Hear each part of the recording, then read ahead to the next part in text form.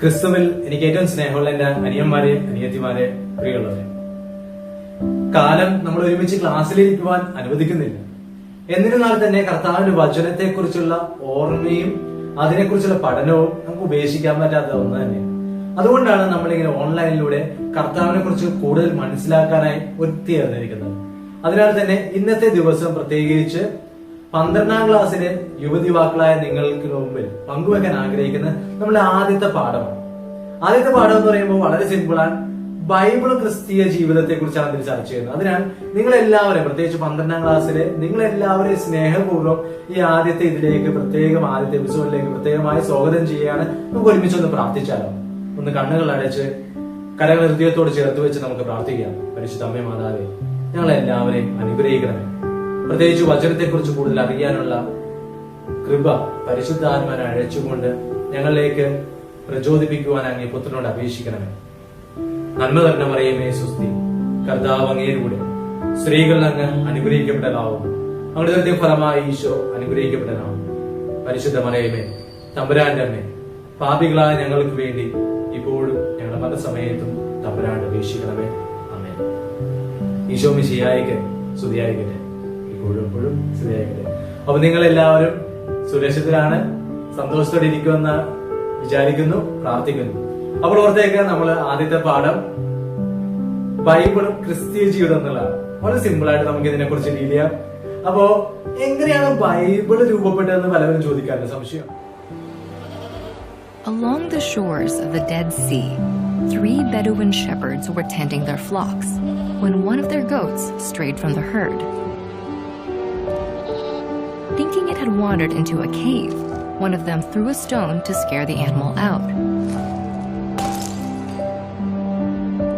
The unexpected sound sparked their curiosity, and inside, the young shepherds uncovered clay jars that contained one of the greatest archaeological discoveries of the 20th century, the oldest biblical texts ever found, the first of the Dead Sea Scrolls. The scrolls were handwritten some 2,000 years ago on durable animal skin parchment, with a few written on papyrus. They were mostly composed in Hebrew from right to left, with sheets written in columns, then sewn together, creating a single scroll. For safekeeping, some of them would be wrapped in linen and encapsulated in tall jars. The scroll was eventually replaced by the Codex as the format for Christian manuscripts. They were made by folding sheets of papyrus and stitching them together. As time passed, codices began to grow larger and more complex. During the medieval period, books were reproduced by hand. Monks spent their days copying texts in Latin and Greek, while others illustrated the pages.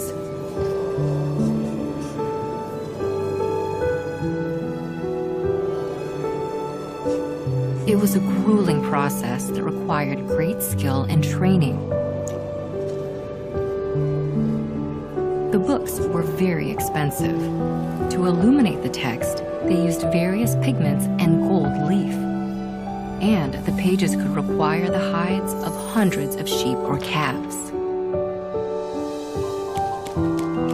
But it was the introduction of the printing press that transitioned the Bible from the Middle Ages into the early modern world.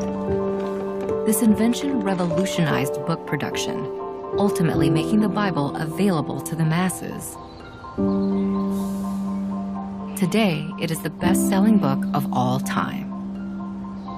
Inside its pages, you can find the stories of the creation of the world, Noah's Ark and the flood, Moses receiving the 10 Commandments, the construction of Solomon's temple, the birth of Jesus, his crucifixion and resurrection, the Holy Spirit coming to the apostles, and many more.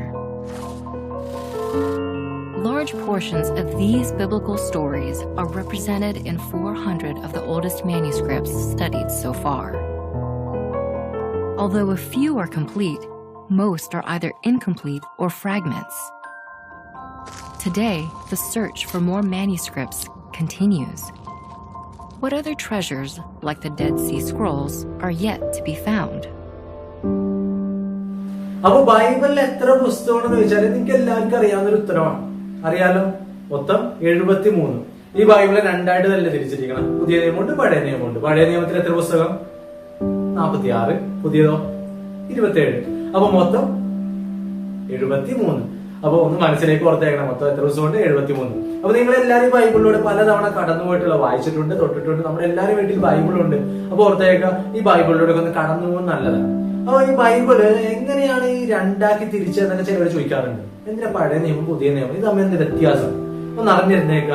പഴയ നിയമം എന്ന് പറയുമ്പോൾ അതിൽ പ്രവാചകന്മാരുണ്ട്, നമ്മുടെ ചരിത്രമുണ്ട്, നമ്മളുടെ ഭൂമിയെയും പ്രപഞ്ചത്തിലെയും സൃഷ്ടിയെ കുറിച്ച് എല്ലാം പറയുന്നുണ്ട്, പല കഥകളുണ്ട്, പല ഇൻസ്പയറിംഗ് സ്റ്റോറീസ് അതിലടങ്ങിയിട്ടുണ്ട്, പല പോയട്രി ഉണ്ട്, അങ്ങനെ പല പല കാര്യങ്ങളെല്ലാം പഴയ നിയമത്തിലുണ്ട്, പല പ്രവചനങ്ങൾ, അങ്ങനെ ഒത്തിരി പേര്. അങ്ങനെ ഇതിന്റെ എല്ലാം പൂർത്തീകരണമാണ് പുതിയ നിയമത്തിൽ നമ്മൾ കാണുന്നത്. പുതിയ നിയമവും പഴയ നിയമവും നമുക്ക് മാറ്റിവെക്കാൻ പറ്റില്ല, രണ്ട് ക്ലബായി ഒരുമിച്ച് ചേർന്ന് പോകുന്നത്. കാരണം പുതിയ നിയമത്തിൽ ആരെ കുറിച്ച് പറയുന്നത്? ഈശോനെ കുറിച്ച്. ഈശോന്റെ ജനനം, ജീവിതം, മരണം, ഉദ്ധാനം. അപ്പൊ ഇതാണ് പുതിയ നിയമത്തിൽ മെയിൻ ആയിട്ട് പറയുന്നത്. 4 സുവിശേഷങ്ങളുണ്ടല്ലോ. 4 സുവിശേഷത്തിൽ ഈശോന്റെ ജീവിതത്തെ കുറിച്ച് പറയുന്നത്. അതിനുശേഷം ശിഷ്യന്മാരിലൂടെ പ്രവർത്തിച്ച സഭയുടെ വളർച്ച, നമ്മളുടെ ക്രിസ്തീയതയുടെ വളർച്ച, അതിനെല്ലാം പറഞ്ഞു വെക്കുന്നത് പുതിയ നിയമത്തിലൂടെയൊക്കെ തന്നെയാണ്. അപ്പൊ ഓർത്തു, ഇത് രണ്ടും വളരെ ചേർന്നു പോകുന്നൊന്നാണ്. പുതിയ നിയമത്തിന്റെ ഒത്തിരി പശ്ചാത്തലങ്ങൾ പഴയ നിയമത്തിലുണ്ട്, പഴയ നിയമത്തിന്റെ ഒത്തിരി പൂർത്തീകരണങ്ങൾ, പ്രവചനങ്ങൾ, പൂർത്തീകരണങ്ങൾ പുതിയ നിയമത്തിലുണ്ട്. അപ്പൊ എന്റെ പ്രിയമുള്ള അനിയന്മാരെ, അനിയത്തിമാരെ ഓർത്തേക്കുക, പഴയ നിയമവും പുതിയ നിയമം വളരെ ഇമ്പോർട്ടന്റ് ആണ്. പ്രത്യേകിച്ച് പുതിയ നിയമത്തിലൂടെ നമ്മളൊക്കെ കടന്നു പോകുമ്പോൾ ജീവിതത്തിന് ഒത്തിരി വാല്യൂസ്, കർത്താവിനെ കുറിച്ച് കൂടുതൽ അറിയാൻ സാധിക്കുന്നത് പുതിയ നിയമത്തിലൂടെയാണ്. അപ്പൊ രണ്ടായി ബൈബിളിൽ തിരിക്കുന്നു, പുതിയ നിയമം, പഴയ നിയമം. മുഴുവൻ 73 പുസ്തകങ്ങൾ. അങ്ങനെയാണെങ്കിൽ ഈ ബൈബിൾ എങ്ങനെ എഴുതപ്പെട്ടിരിക്കുന്നത്? ബൈബിൾ എങ്ങനെ എഴുതപ്പെട്ടിരിക്കുന്നത്? ഇതേക്കുറിച്ച് പറയുമ്പോൾ ചരിത്രത്തിലൂടെ കടന്നു പോകുമ്പോൾ 2 ഓതേഴ്സിനെ കുറിച്ച് പറയുന്നു. ഒന്ന് divine author, 2 human author. Divine author എന്ന് പറയുന്നത് നിങ്ങൾക്ക് അറിയാലോ, ഡിവൈൻ ഓതർ ദൈവമാണ് ഇതിന്റെ എല്ലാം പിന്നിൽ. ദൈവം എങ്ങനെ എഴുതുന്നത്? മനുഷ്യരിലൂടെ. ചില മനുഷ്യരെ ഇൻസ്പയർ ചെയ്യും, ചില മനുഷ്യരെ പ്രചോദിപ്പിക്കും. ഈ വചനത്താൽ, പ്രത്യേകമായ ദൈവത്തിന്റെ കൃപയാൽ ചില മനുഷ്യരെ തിരഞ്ഞെടുക്കുകയും അവരിലൂടെയാണ് എഴുതപ്പെട്ടിരിക്കുന്നത്. കാരണം ദൈവം തിരഞ്ഞെടുത്ത ചില വ്യക്തികളിലൂടെ ബൈബിൾ എഴുതപ്പെട്ടിരിക്കുന്നു. ഏകദേശം 1300 BC മുതൽ 100ഓളം കാലങ്ങൾ, ഈശോയ്ക്ക് ശേഷം 100ഓളം വർഷങ്ങൾ പിന്നിടുന്നു. അതായത് 1400ഓളം വർഷങ്ങളുടെ പഴക്കമുണ്ട്. അത്രയും ആഴമേറിയത് നമ്മളുടെ ബൈബിൾ. ബൈബിൾ എന്ന് പറയുമ്പോൾ വചനം. അപ്പോൾ ഓർത്തോ, ബൈബിൾ വളരെ വിലപ്പെട്ടതാണ്, വളരെ അമൂല്യമാണ്. അതുകൊണ്ട് തന്നെ അതിലൂടെയൊക്കെ കടന്നു പോകണം. കാരണം അതിന്റെ മെയിൻ ഓതേഴ്സ് ആരാണ്? ഡിവൈൻ ഓതർ ഈസ് ഗോഡ്, ദൈവമാണ് ഡിവൈൻ ഓതർ. പിന്നെ ഹ്യൂമൻ ഓതർ, ഹ്യൂമൻ എന്ന് പറയുമ്പോൾ മനുഷ്യൻ. അപ്പോൾ നമ്മൾ 2 കാര്യങ്ങൾ മനസ്സിലാക്കി, ബൈബിളിന്റെ ഡിവിഷൻ, 2 ഓതറിനെ കുറിച്ച്. അങ്ങനെ ഇനി നമ്മൾ മൂന്നാമത്തെ ഒരു കാര്യത്തിലേക്ക് അടക്കുകയാണ്. മൂന്നാമത്തെ കാര്യം എന്ന് പറയുമ്പോൾ ബൈബിൾ എങ്ങനെ ചിട്ടപ്പെടുത്തിയിരിക്കുന്നത്, ബൈബിൾ ഇങ്ങനെ ക്രമീകരിച്ചിട്ടുണ്ടല്ലോ. എങ്ങനെയാണ്, ഏതാണ് പഴയ പുസ്തകം, ഏതാണ് പുതിയത്? പഴയത്, ഐ മീൻ പഴയെന്ന് ഉദ്ദേശിച്ചത് ഏറ്റവും ആദ്യം രചിക്കപ്പെട്ടത് ഏതാ, ഏറ്റവും അവസാനം രചിക്കപ്പെട്ടത് ഏതാന്നൊക്കെ പലരും ചോദിക്കാറുണ്ട്. അപ്പോൾ ഓർത്തേക്കുക, ബൈബിൾ ഇൻസ്പയർഡ് ആണ്, ദൈവികമായ ഒത്തിരി പദ്ധതിയുടെ ഭാഗമാണ് ഇത് രചിച്ചിരിക്കുന്നത്, രചിക്കപ്പെട്ടിരിക്കുന്നത് നമ്മളുടെ നന്മയ്ക്ക് വേണ്ടി. അപ്പോൾ ഏതാണ് ആദ്യത്തെ പുസ്തകം? അത് നിങ്ങൾക്കൊന്ന് വിട്ടു തന്നിരിക്കുക. ആ ഒരു കാര്യം നിങ്ങളൊന്ന് വീട്ടിലൊന്ന് വർക്ക്ഔട്ട് ചെയ്താൽ വളരെ നല്ലതാണ്. നിങ്ങൾക്ക് ഒരു ചെറിയ ഹോംവർക്ക് ഒന്നും അല്ല പറയുന്നത്, നിങ്ങളൊന്ന് കണ്ടെത്തിയോ. നിങ്ങൾക്ക് എല്ലാവർക്കും എന്തായാലും ഇന്റർനെറ്റ് ഒക്കെ ഉണ്ടല്ലോ, ഒന്ന് സെർച്ച് ചെയ്യുക. Which is oldest book in the Bible. Bible ഏറ്റവും പഴയത്, ഏറ്റവും പുരാതനമായ പുസ്തകം ഏതാണ്, അധ്യായം ഏതാണ്, അതേപോലെ തന്നെ ഏറ്റവും ലേറ്റസ്റ്റ്, ഏറ്റവും അവസാനമായി എഴുതിയത് ഏതാണെന്നുള്ളതൊന്ന് കടന്നു പോകുന്നല്ല. ഒരുപക്ഷെ നിങ്ങളുടെ കയ്യിലൊക്കെ ടെക്സ്റ്റ് ബുക്ക് ഉണ്ടാവുമല്ലോ, ആ ടെക്സ്റ്റ് ബുക്കിലൊക്കെ നോക്കിയാൽ അതിലൂടെ കടന്നു പോയാലും വ്യക്തമാണ്. അപ്പൊ അതിനുള്ള ഉത്തരം ഞാൻ പറയുന്നില്ല. അപ്പൊ ഒന്ന് ഓർത്തേക്കുക, അതൊരു ചെറിയൊരു വർക്കായിട്ട് എടുക്കുക. എന്നിട്ട് അതൊന്ന് എഴുതി വെക്കണം. നിങ്ങൾക്ക് പറ്റാവുന്ന ഏതാണ് പുതിയത്, ഏതാണ് പഴയത് ഒന്ന് എഴുതിയിട്ട് എന്ന് നിങ്ങളെ മമ്മിയോ ഡാഡിയിലേക്ക് ഒന്ന് ഷെയർ ചെയ്യുന്നതല്ല. കാരണം പലവരും അറിയാത്തവരൊക്കെ ഉണ്ടാവും, ഏറ്റവും പുതിയത് ഏതാ പഴയത് ഏതാ. അപ്പൊ ഒന്ന് അവരോടൊക്കെ പങ്കുവെക്കുക. അപ്പൊ ആദ്യത്തെ ഒരു എക്സസൈസ്, വലിയ കട്ടിയൊന്നും തരില്ല, ജസ്റ്റ് ഒന്ന് ഓർത്തേക്കാം ബൈബിളിലെ ഏറ്റവും പുതിയത് ഏതാണ്, ഏറ്റവും അവസാനമായി എഴുതപ്പെട്ടിരിക്കുന്നത് ഏതാണെന്നുള്ളതും, അതോടൊപ്പം തന്നെ ഏറ്റവും പഴക്കമാർന്ന, ഏറ്റവും ആദ്യമേ രചിക്കപ്പെട്ട വചനം ഏതാണെന്നൊക്കെ ഒന്ന് അന്വേഷിക്കുന്നത്, കണ്ടെത്തുന്നത് നല്ലതാണ്. അത് നിങ്ങൾക്ക് വിട്ടുതന്നിരിക്കുക. In the beginning, God created the universe and a planet called Earth. Humans were formed in God's image to continue God's work. But soon, humans decided we want to live our way, not God's. Selfishness and violence filled the world, so God started over with just one family. And God made a covenant with a man named Abraham. The land around you is now yours. Your family will be my blessing to the entire world. In just a few generations, they grew into a large nation named Israel. The Egyptians became fearful and forced the Israelites to be their slaves. Through a humble leader named Moses, God led the Israelites in a great exodus back toward their promised land. Along the journey, God gave laws and commands to help the Israelites follow God's ways. Finally, after 40 years of struggle and complaining in the desert, the Israelites arrived back home in the promised land. In victory, the people worshipped God, but soon after, they turned from God and lived their own rebellious ways.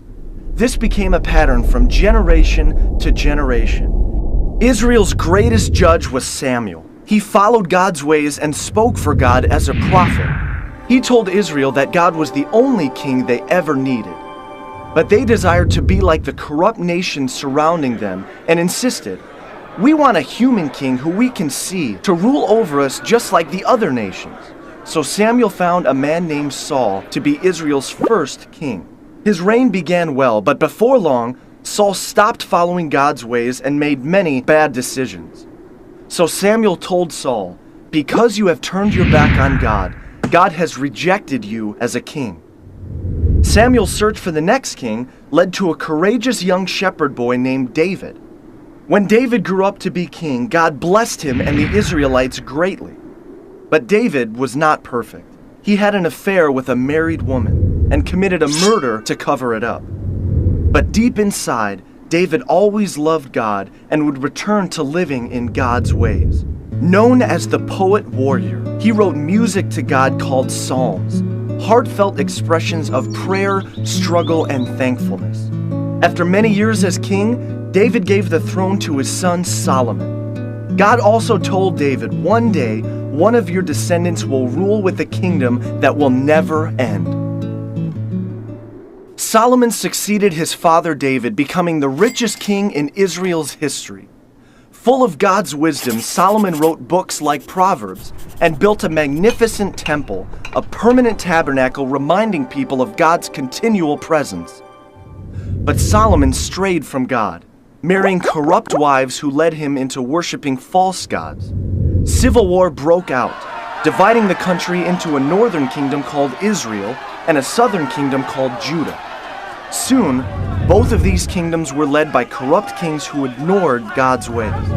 During this time, prophets were sent as messengers, calling the Israelites to return to God. They warned of the destructive consequences ahead. The prophet Elijah, a wild and rugged man, showed up false prophets by calling on God to give an awesome display of fire. The prophet Elisha followed him, bringing a boy back to life by causing him to sneeze. These prophets challenged the Israelites and their kings to return to God's better ways. But the Israelites would not listen. Distracted in their own rebellion, other nations swept in and conquered both of the kingdoms of Israel and Judah. God's people were forced out of the promised land, and many were taken away to be slaves once again.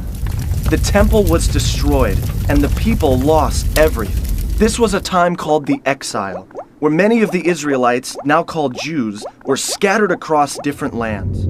One prophet named Daniel was sent to a city named Babylon. The law demanded that everyone pray only to the king of Babylon, but Daniel refused and prayed to God 3 times a day.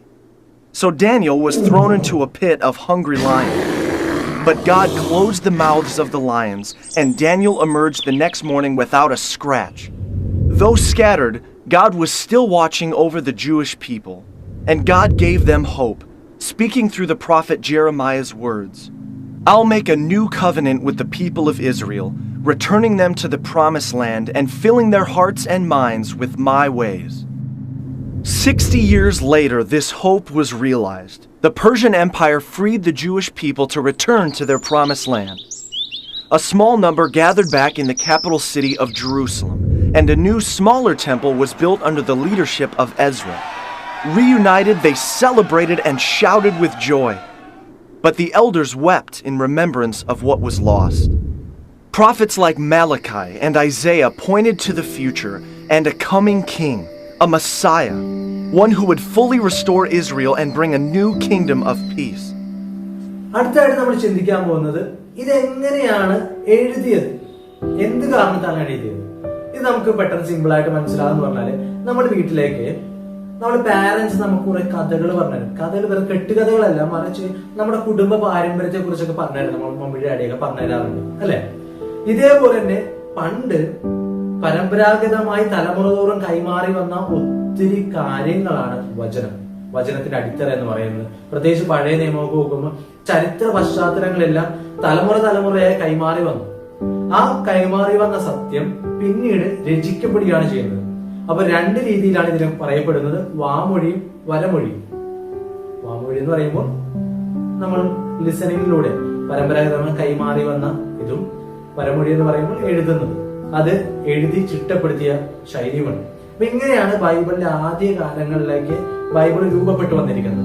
പിന്നീടുള്ള കാലയളവിലാണ് ഇത് എങ്ങനെയാണ് ഓരോ chapters ആയി, ഓരോ heading ആയി, ഓരോ numbers ആയി തിരിച്ചു, വേഴ്സസ് ഒക്കെ തിരിച്ചത് പിന്നീടുള്ള കാലയളവിലാണ്. അത് നമ്മൾ അടുത്ത ക്ലാസ്സിലേക്ക് ചിന്തിക്കാം. അപ്പൊ എങ്ങനെയാണ് ബൈബിളില് ഇത് രൂപപ്പെട്ടിരിക്കുന്നത് നമ്മൾ അടുത്ത ക്ലാസ്സിലേക്ക് പോകുന്നതിന് മുമ്പായി ഒരു കാര്യം ഓർത്തേക്കുക, ബൈബിൾ വളരെ അമൂല്യമാണ്.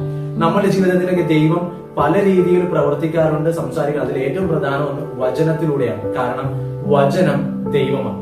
ദൈവമായ വചനം മനുഷ്യാവതാരം ചെയ്താണ് ക്രിസ്തു. അപ്പോൾ ക്രിസ്തു നമ്മളോട് സംസാരിക്കുന്നത് എങ്ങനെയാ? വചനത്തിലൂടെ. വചനം നമ്മളോട് സംസാരിക്കുമ്പോൾ അത് നമ്മളെ ഒത്തിരി ഇൻസ്പയർ ചെയ്യാൻ, നമ്മളെ ഒത്തിരി പ്രചോദിക്കും, ഒത്തിരി ബലമായി മാറും. അതിനാൽ എന്റെ പ്രിയമുള്ള അനിയന്മാരെ, അനിയത്തിമാരെ, നമ്മുടെ വീട്ടിലൊക്കെ ആയിരിക്കുമ്പോൾ നമ്മുടെ ആദ്യ പാഠം ബൈബിളും ക്രിസ്തീയ ജീവിതത്തിൽ കൂടെ കടന്നു പോകുമ്പോൾ ഓർത്തേക്കുക, ബൈബിൾ എന്താണ്, ബൈബിൾ എന്തൊക്കെ അടങ്ങിയിരിക്കുന്നു, അതെങ്ങനെയാണ് രൂപപ്പെട്ടത്, അതിന്റെ പശ്ചാത്തലം എന്താണ്, അതിന്റെ ആദ്യ പുസ്തകം ആദ്യമായി രചിക്കപ്പെട്ട ഏതാണ്, ഇതെല്ലാത്തിലൂടെ ഒന്ന് കടന്നു പോകുന്നല്ല. അപ്പോൾ ഈ കൊറോണ കാലത്ത് പ്രത്യേകിച്ച് നമ്മുടെ വീട്ടിലേക്കായിരിക്കുമ്പോൾ വചനത്തെ കൂടുതൽ അറിയുവാൻ, സ്നേഹിക്കുവാൻ, പ്രത്യേകിച്ച് നിങ്ങളുടെ ബൈബിളൊക്കെ എടുത്തൊന്നും വായിക്കുവാനായി ഈ ദിവസങ്ങളിൽ ശ്രദ്ധിക്കുക. സർവശക്തനായ ദൈവം നിങ്ങൾ എല്ലാവരെയും അനുഗ്രഹിക്കട്ടെ എന്ന് പ്രാർത്ഥിക്കുന്നു. ആമേൻ.